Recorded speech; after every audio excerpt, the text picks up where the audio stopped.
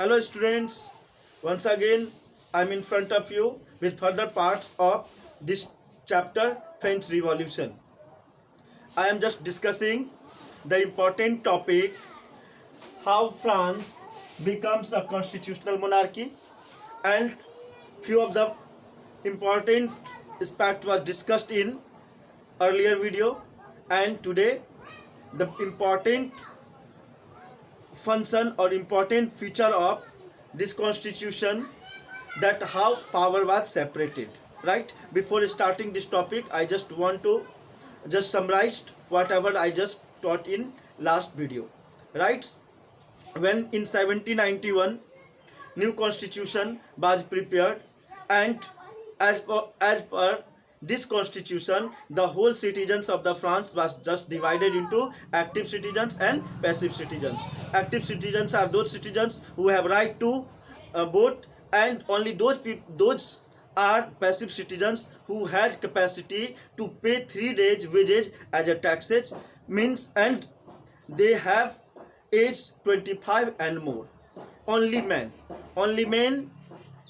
more than 25 and more years and having capacity of 3 days wages as a taxes will be categorized into active citizens. Apart from this, whatever all peoples are just categorized into passive citizens. Right, means active citizens have the right to vote and becoming just part of the formation of the new government. Right, whatever the ruling which was just done by the Louis XVI will be just cooperated and assisted with the parliament. Right, that is just called National Assembly. Right, means for electing the members of the National Assembly, rights, only passive voters can vote, and on the basis of the passive voters the government be formed. So you can say the passive voters will not be given any rights. So whatever they just struggle for a long time just became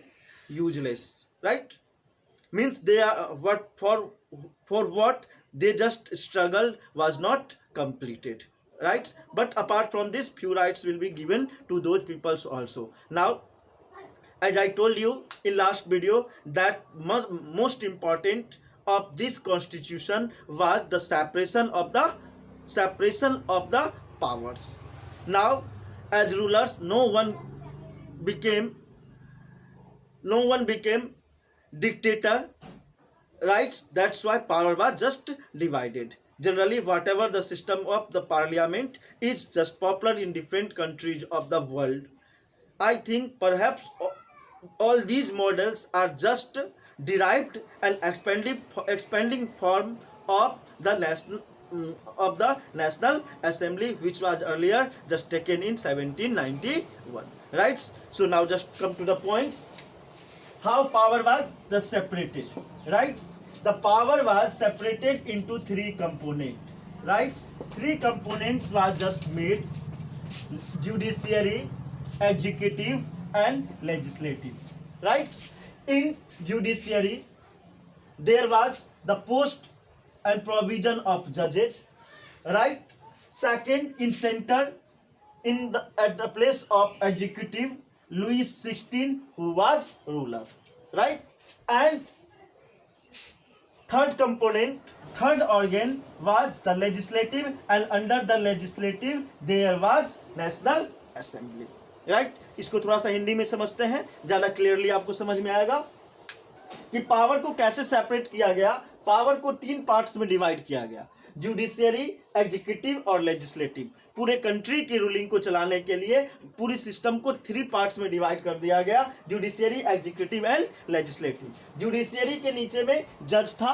judiciary जो था, sorry नीचे नहीं, judiciary जज के रूप में था, जिस जज का, और एग्जीक्यूटिव के रूप में रूलर्स लुई 16 खुद था, और थर्ड जो कंपोनेंट जो लेजिस्लेटिव था उसके प्लेस पे कौन से आया? National assembly. अब यहाँ पे आप कहोगे कि सबका क्या वर्क था, कैसे इनकी इलेक्शन होती थी, क्या इनकी फंक्शनलिटी थी. राइट, तो डियर स्टूडेंट्स, लुई 16 जो रूलर था, एग्जीक्यूटिव कह सकते हो, ये इसके पास वीटो पावर था. सारा फाइनल डिसीजंस इसी के हैंड से होना था. ठीक है, फाइनल ओवरऑल फाइनल डिसीजंस, जिस तरह से प्रेसिडेंट हमारे होते हैं और उनका सिग्नेटरी राइट्स होती है, उसी तरह से ये लुइस 16 के पास सिग्नेटरी राइट्स था, सारे कंसिडरेशंस इनके पास में आता था।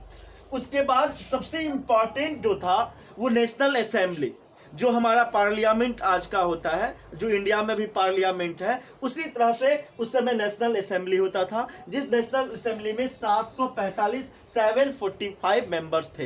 ये 745 मेंबर्स का इलेक्शन कैसे होता था अभी आपको बताते हैं। इस पूरे फ्लो चार्ट को अच्छी तरह से समझने का प्रयास कीजिए। इस फ्लो चार्ट को आप समझ लेंगे तो आपका ये टॉपिक पूरी तरह से क्लियर हो गया, राइट। तो अब ये जज, अब यहाँ देखते हैं कि जैसे डेमोक्रेटिक गवर्नमेंट में, रिपब्लिक गवर्नमेंट में क्या होता है, पीपल्स जो होते हैं, कॉमन पीपल्स वोटिंग करते हैं, तो वहाँ भी ये सिस्टम था। वहाँ एक्टिव सिटीजन्स और पैसिव सिटीजन्स में बांट दिया गया था, जो आपको मैंने बताया।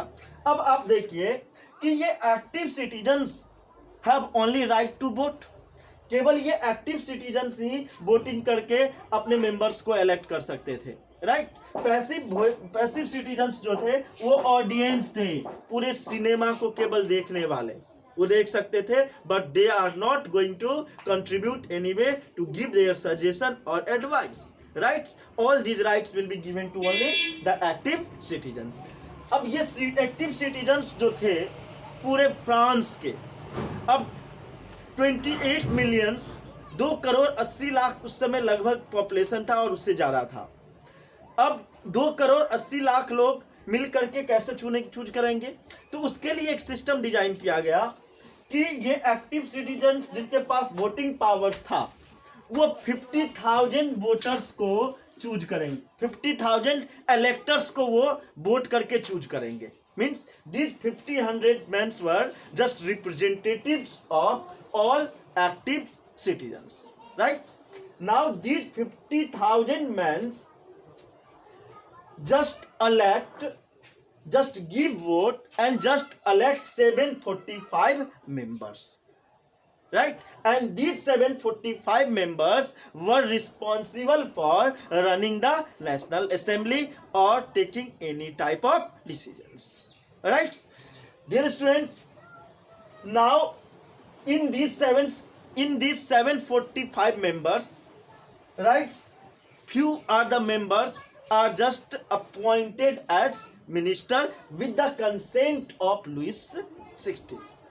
मतलब नेशनल असेंबली अब सारे डिसीजंस लेने का काम, सारे पॉलिसी बनाने का काम, ये सारा प्रिपेयर ये करता था। और प्रिपेयर करके, इसके प्रिपेयर करने में ये 745 मेंबर्स में कुछ मिनिस्टर्स भी होते थे जिनकी अपॉइंटमेंट ये चुने हुए मेंबर्स में से होते थे, और जो कि लुइस 16 के कंसिडरेशन से उनको चुना जाता था। अब ये नेशनल असेंबली जो था ये मेन रूप से ये मिनिस्टर्स को और रूलर्स को, ये दोनों को कंट्रोल करने का काम करता था। मीन्स रूलर जो चाहेगा वो खुद कुछ नहीं कर सकता था, इसके कंसिडरेशन से ही अपना कोई डिसीजन ले सकता था। और तो इस तरह से आपको समझ में आ गया होगा ये चीज पूरी तरह। अब यहाँ से देखिए, यही एक्टिव सिटीजन्स भी जो था ये जज को भी चूज करने में, जज को भी सेलेक्ट करने में ये सारे एक्टिव सिटीजन्स का ही रोल होता था। ये सारे एक्टिव सिटीजन्स मिलके ही जज को भी चूज कर सकते थे। मीन्स आप देखोगे तो एक तरह से आप देखोगे कि एक पार्शियल सिस्टम जो था, ठीक है, पार्शियल डेमोक्रेटिकल सिस्टम अप्लाई हो रहा था, राइट। भले ही कुछ लोगों को वोटिंग राइट्स मिला, भले ही सारे एक्टिव सिटीजन्स मिलकर के 50,000 लोगों को चुन रहे थे, लेकिन इट मीन्स क्या, जब जहां पर एक राजा अकेले डिसीजन लेता था लुइस 16, अब तो इतने सारे लोगों का डिसीजन का इंपॉर्टेंस था। इस आधार पे आप कह सकते हो मेरे प्यारे बच्चों कि फ्रांस में क्या हो गया, मोनार्कियल की एंड हो गई और मोनार्कियल की जगह पर एक कॉन्स्टिट्यूशनल मोनार्कियल इम्पोज्ड हो गया। कॉन्स्टिट्यूशनल मोनार्कियल इसलिए अभी तक कहेंगे कि राजा का सिस्टम अभी तक पूरी तरह से खत्म नहीं हुआ था। राजा तो था लेकिन वो कॉन्स्टिट्यूशनल मोनार्कियल के रूप में चल रहा था, और you can say there was imposing of the partial republic ruling.